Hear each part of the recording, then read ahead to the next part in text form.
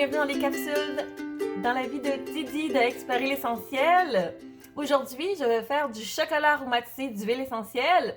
Je vous invite à me suivre sur ma chaîne YouTube, de vous abonner ici en bas sur Explorer l'essentiel et je vous invite aussi à vous abonner à ma page Facebook Explorer l'essentiel et si vous êtes mordu comme moi d'huile essentielle et que vous désirez que je devienne votre conseillère d'huile essentielle doTERRA, vous pouvez vous abonner à mon groupe Facebook Un mode de vie. Sous le commentaire, il y aura tous les liens de ces mentions-là. Alors aujourd'hui, chocolat aromatisé d'huile essentielle. Je tiens à vous dire qu'on peut le faire avec différentes sortes de chocolat, autant chocolat noir, blanc ou chocolat au lait. Par contre, si vous voulez être santé, assurez-vous que votre chocolat ne contient pas de sucre. Et souvent, on pense que chocolat noir égale pas de sucre. Non, non, non, détrompez-vous. Regardez la liste des ingrédients, vraiment important. Aujourd'hui, je vais les faire avec les pastilles de chocolat comme ça ici, qu'on connaît très bien, qu'on peut retrouver facilement dans les magasins. Vous pouvez aller aussi dans une chocolaterie. Vous pouvez acheter des blocs de chocolat. Bref, l'idée, c'est de faire des chocolats aromatisés, faire fondre du chocolat et les mouler dans des formes qu'on désire. On peut faire aussi des macarons ou des mendiants ou des suçons. Bref, la créativité à l'infini.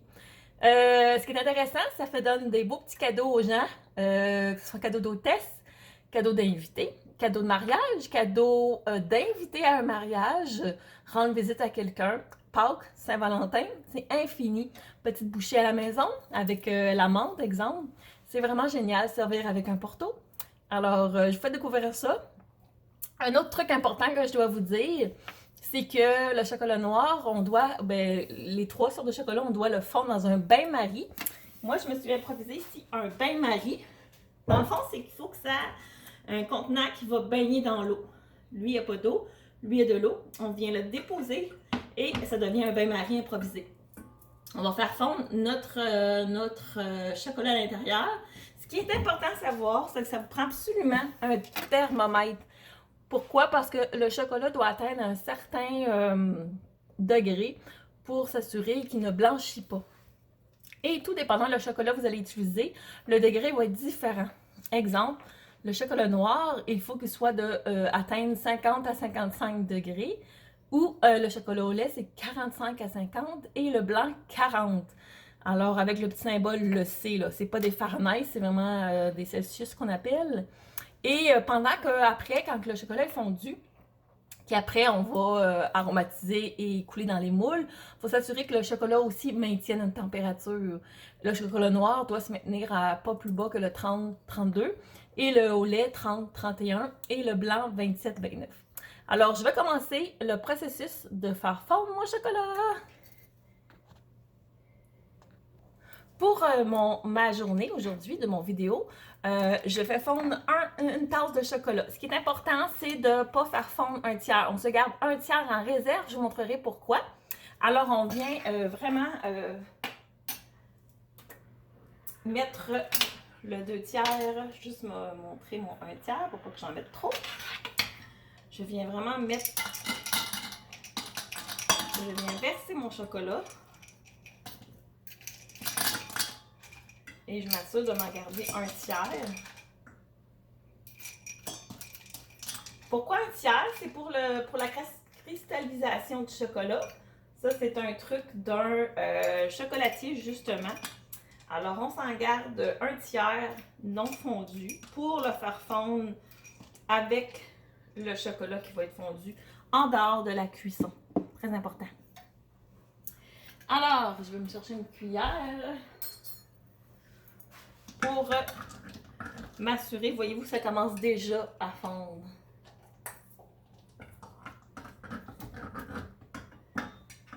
Et quand il sera liquide, je vais mettre mon thermomètre dans le pot pour s'assurer que j'atteins mon 50-55.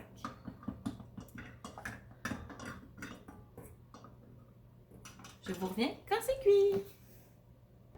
Alors, mon chocolat atteint mon 50-55, plus spécifiquement 55. Et j'ai transféré à mon îlot. Et je garde mon thermomètre à l'intérieur pour s'assurer que ça maintienne toujours la quantité. Le tiers, dans ce moment-là, là, on vient le verser dans le chocolat fondu. Et l'idée, c'est de fondre les pastilles qui restent à fondre en brassant. Je vais enlever le thermomètre le temps du processus. En brassant les deux ensemble, les fondus et le pas fondu. Le fondu va faire fondre, dans le fond, le non fondu. Truc de chocolatier que j'ai appris. Alors, on brasse le tout. Plus on brasse, plus ça fond plus vite. De quelle façon que j'aromatise le chocolat? Ça va être avec des huiles essentielles. Et par contre, je ne prends pas n'importe quelle huile essentielle, évidemment. J'ai choisi de travailler avec les huiles essentielles d'Otera parce qu'ils sont sécuritaires, ils sont de grade thérapeutique et il n'y a pas d'intermédiaire. Alors, je suis en sécurité de cuisiner avec. Trop d'huiles essentielles sur le marché sont diluées, ce qui est très dangereux pour la santé. Alors,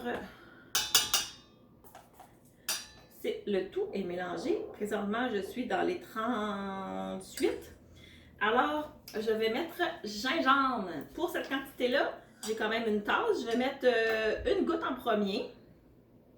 Je serais portée à penser qu'une goutte ou deux va suffire. Je vais brasser le tout. Et je vais y goûter pour voir si une goutte c'est suffisant. Dommage que vous ne pouvez pas goûter.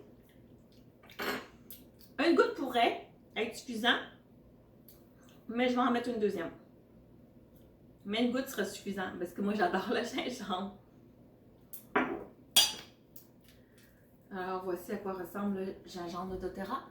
C'est le ginger. Très bon en cuisine. Vraiment, vraiment très bon. Alors je suis dans les températures. Je vais enlever le thermomètre. Et je vais être à l'étape de couler dans les moules. Les moules, on en trouve partout. Moi, j'ai pris avec des cœurs parce que c'est offrir l'amour à quelqu'un d'offrir un chocolat. Mais il en existe de toutes les sortes, un peu partout.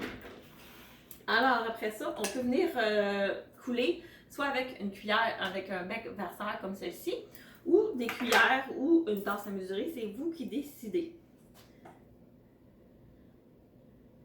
Alors, je remplis mon moule. Par la suite, ce qui est le fun, c'est sur le dessus du cœur, vous pouvez agrémenter de saveurs, c'est-à-dire mettre soit des noix, Grenoble, des raisins, des fruits secs, toutes sortes de noix, des brillants, des bonbons, des marshmallows, bref, un peu ce qu'on veut dans le fond. Je vais en faire 3 pour vous montrer ce que je fais par la suite.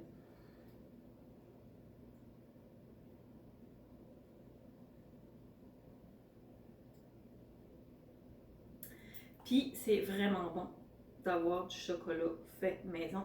C'est une belle attention qu'on donne à la personne. C'est vraiment un cadeau personnalisé quand on offre un chocolat qu'on a aromatisé, qu'on a pris le temps de le faire avec amour.